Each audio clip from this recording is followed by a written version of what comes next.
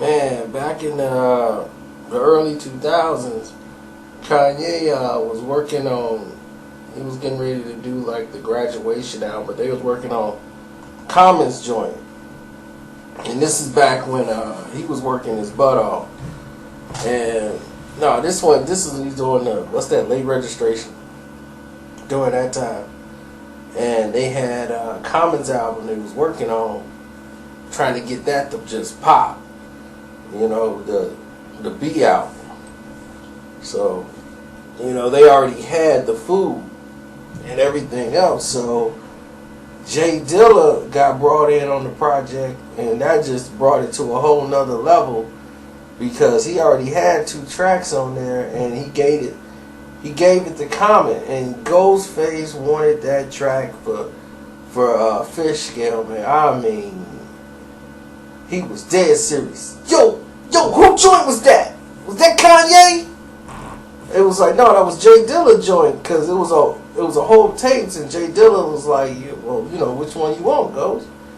Like, Ghost had, you know, rights and stripes to it, but once the Common project came around, you know, and Common and J Dilla, you know, they all knew each other, and with Kanye West and everything, Kanye kind of came in and just like, look, that track you got, we means that. And it changed because the B album was so soulful, and he played his tracks for him. Like, he already had soulful tracks, so he had his Apple laptop, and he showed Kanye so much. And he was talking about, man, you the Marvin Gaye of rap, so I got that Marvin mixed in here on this track here. That was the Love Is track. And, man, gosh. You thought that was the monster. Ghost wanted that song It's Your World that J Dilla did. That beat was, everybody wanted to get on that and rock that beat that J Dilla did for It's Your World. It bounced around and bounced around, but Kanye and Common actually got it from Dilla. They were Ghostface wanted that beat for the longest. He wanted it on Fish Scale, and he couldn't get it. And he's like, Ghost, I got you. Don't worry. But Common got that joint right now. Kanye and Common, they got the joint. Don't worry about it. But I got you. But really, J Dilla was supposed to do 1 track. They took another one just because it was so dope. They was like, man, we got to get another J Dilla joint. But that was love that, you know, J Dilla was able to get to. But he actually taught Kanye a couple of things. You know, and this was back when Kanye wasn't all, like, people misunderstand Kanye sometimes. He is a genius, but if he's aware that other people do things a little different, and he's smart enough to say, well, let me see what you're doing. Okay, cool. I can insert that in my thing if I need to.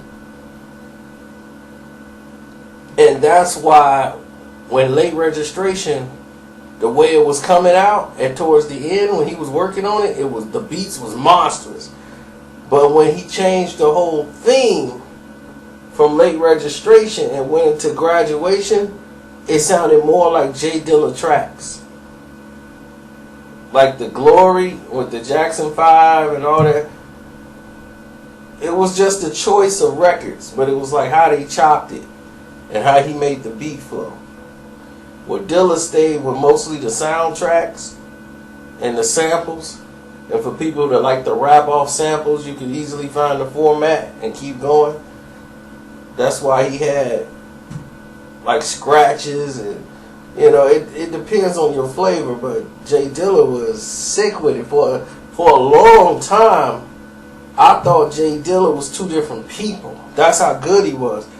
I was like, JD from Michigan, he from Detroit, and then this J Dilla guy, he from down south.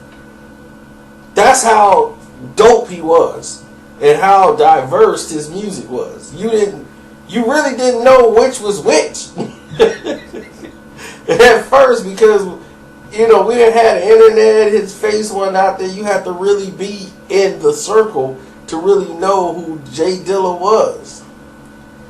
And I'm like, JD is J. Oh, okay, it's just J. Right, yeah, okay. So when you put it all together, boom, there you got it.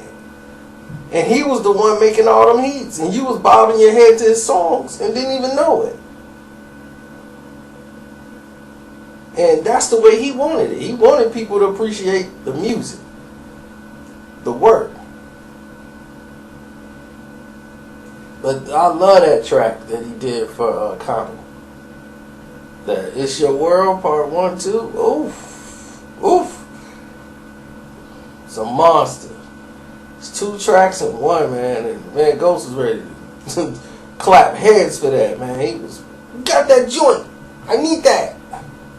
Yo, was that Kanye? J Dilla? Yo, tell him I need that on that fish scale. But he hooked Ghost up with a track too, boy. It was a monster. So I appreciate the things he done, man. People like, man, tell me a J Dilla story. I'm like, that was one. Because he actually showed up, and when they laid that track, and he came down there to track the song, and Kanye was there, and he wanted to watch it to see what was going down. You know, that's what it was up. You know, it was, yeah, it was pretty cool. You know, it was pretty cool because it take you back to the day when you was learning something. You know, like you watching somebody who's a master at their craft, but they got their own style of doing it. Even though you're good at what you do, you kind of want to see what they doing too. And what they dropping and make you want to step your game up. So definitely, and that was one of Common's best albums. I think they gave him the best tracks to jump out there. And then after this album, like Common kind of went his own, you know, his own pattern. And Kanye was like, oh, okay. Because they gave a lot of credit to the album of B to Kanye. More than just being Common. It was like, okay, Common did get off, but it was, he got back to his soul root, but it was because of Kanye. When really, Common really, lyrically, he was still on point. It's just that now he's going back to the soul sound instead of the introspective records he was doing, like Electric Circus and all that stuff. But we'll talk about some other J Dilla tracks later on, man. I'm just really tired right now. I need to lay down and get some Z's. I'll holler at you.